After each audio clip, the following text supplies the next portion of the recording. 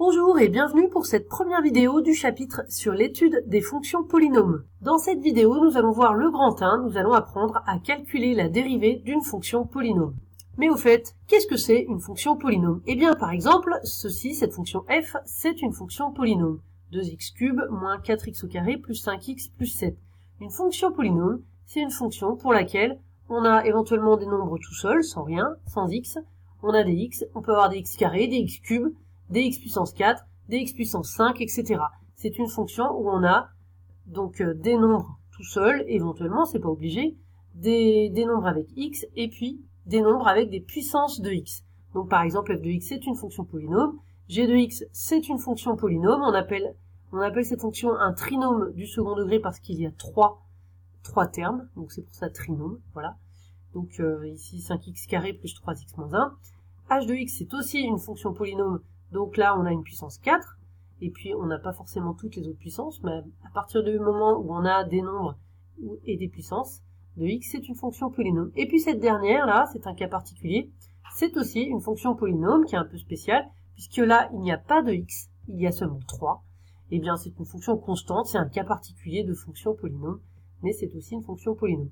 Voilà, donc une fonction polynôme avec éventuellement une constante, un nombre tout seul, et puis un x avec un chiffre devant, et puis des puissances de x.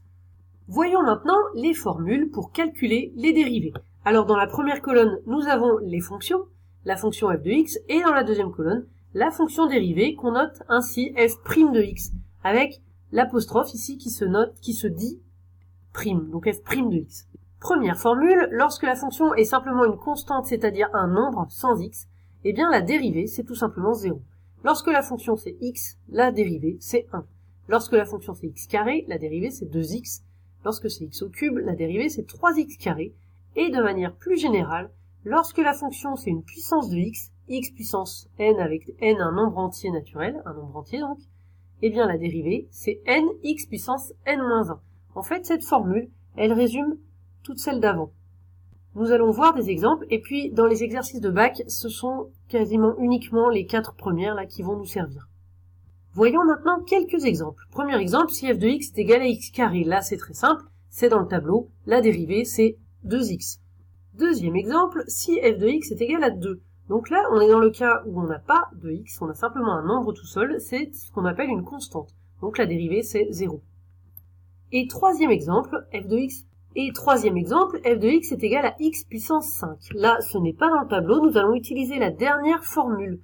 Comme ici c'est x puissance 5, eh bien il faut l'utiliser avec petit n est égal à 5. Allons-y, f' de x, ça donne donc n x puissance n-1. Ici n vaut 5, donc j'écris 5 à la place de n. X puissance n-1, donc 5-1. Ainsi, j'ai bien appliqué la formule, et là il ne reste plus qu'à écrire 5-1, ça fait 4. Donc finalement, la dérivée c'est 5x puissance 4. Enfin, pour terminer cette vidéo, nous allons voir les formules des opérations sur les dérivées. Alors voici, quand une fonction s'écrit comme une somme u plus v, eh bien sa dérivée, c'est tout simplement u' plus v'. Vous allez voir, c'est tout à fait intuitif. Et quand une fonction s'écrit k fois u, c'est-à-dire un nombre fois une fonction, eh bien sa dérivée c'est k fois u'. Donc on va retenir, pour une somme, on dérive chaque terme, et quand on a un nombre fois une fonction, on ne dérive que la fonction, on garde le nombre qui est devant. Vous allez voir sur les exemples. Premier exemple, f de x est égal à x carré plus x. Ici, on est dans un cas où on a justement deux fonctions ajoutées, comme ici. Donc on va dériver chacune. Je remets ici le tableau des formules. Pour x carré, la dérivée c'est 2x, donc ça nous donne 2x, et pour x, la dérivée c'est 1. Donc tout simplement, la dérivée de f de x c'est 2x plus 1, on fait la dérivée de chacune. Deuxième exemple, cette fonction, x puissance 5 plus x puissance 3 plus 2, pareil, on fait la dérivée de chaque terme. Alors, x puissance 5, on l'avait vu tout à l'heure dans les exemples, c'était 5x puissance 4, je vous rappelle, on avait ici n vaut 5, ça fait 5, et x puissance 5 moins 1, ce qui fait 5x puissance 4. X puissance 3, la dérivée, c'est écrit là, 3x puissance 2, et puis ici on a 2 qui est tout seul, 2 c'est une constante, sans x, donc sa dérivée c'est 0, donc là on ne l'écrit même pas, ça fait plus 0 si vous voulez, mais du coup on ne l'écrit pas. Voilà la fonction dérivée, f' pour cette fonction-là. Troisième exemple, si f de x est égal à 7 fois x carré, donc là on est dans ce type-là, c'est-à-dire qu'on a un nombre multiplié par une fonction. Dans ce cas, eh bien, le nombre, on le laisse, et la fonction, on la dérive comme avec les formules. Donc ici, on laisse 7 qui était multiplié, il est toujours multiplié, et puis x carré, la dérivée, c'est 2x. qu'on écrit ici. Donc, on a ici 14x puisque 7 fois 2, 14. Et enfin, dernier exemple, on va tout combiner. Donc cette fonction polynôme, 4x carré moins 5x carré plus 8x plus 1. On va faire la dérivée pour chaque. Le 4 qui est multiplié, on le laisse devant. X au cube, ça donne la dérivée 3x carré, donc 4 fois 3x carré. Ensuite, je continue, moins 5, on le garde. Ainsi, on n'y touche pas. Fois la dérivée de x carré, on voit dans le tableau que c'est 2x, donc j'ai mis 2x. Plus 8 fois la dérivée de x, c'est 1, donc plus 8 fois 1. Et puis le moins 1, là, c'est une constante où il n'y a pas de x. Donc sa dérivée, c'est 0, je ne l'écris pas, ça fait plus 0 si vous voulez.